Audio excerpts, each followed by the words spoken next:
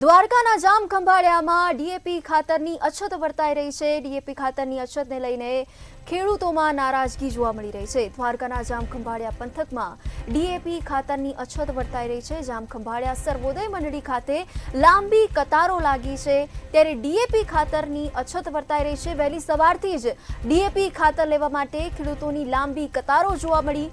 શિયાળુ પાક માટે જરૂરી ડીએપીની અછતથી ખેડૂતોને મુશ્કેલીનો સામનો કરવાનો વારો આવ્યો છે। સરકાર દ્વારા સત્વરે ખાતર પૂરું પાડવામાં આવે તેવી પણ ખેડૂતોની ઉગ્ર માંગણી ઉઠી છે। ડીએપી ખાતરની હાલ અછત વર્તાતા ખેડૂતોમાં અસંતોષ જોવા મળી રહ્યો છે। જામ ખંભાળિયા પંથકમાં ડીએપી ખાતરની અછતથી ખેડૂતોમાં ભારે રોષ વ્યાપ્યો છે।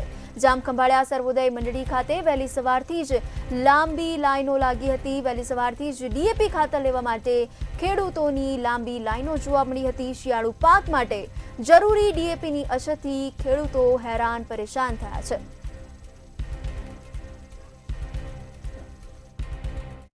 મળતું નથી। અમે જોઈ તો 4-5 દિવસથી અમે અડીઓ પટ્ટી કરીએ છીએ, એના પાક અમારે વાવેતર થતું નથી ખાતરની હિસાબે, ડીએપીની હિસાબે, અને પૂરતું ખાતરે પણ નથી મળતું। તો અમારે જયારે જોઈએ ત્યારે તો મળતું નથી, પછી 15 દિવસ વાય મળે તો અમારે પાકનું શું કરવું, વાવેતર કરવું કે ના કરવું।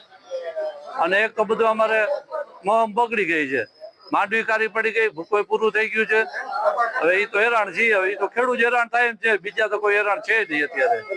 અહીંયા 6 વાગ્યાનો લાઈનમાં ઊભો, હજી ડીએપી નો વારો આવ્યો નથી। સરકાર આના માટે પૂરેપૂરી વ્યવસ્થા કરે। અમારે એ આખો દી આને પાછળ હોઈએ છે, ડીએપી વાવવું, ખેતીનું કામ કરવું કે ડીએપી નું કરવું, આના માટે અમારે શું પગલાં લેવાય એ સરકારશ્રીને અપીલ કરીએ અમે।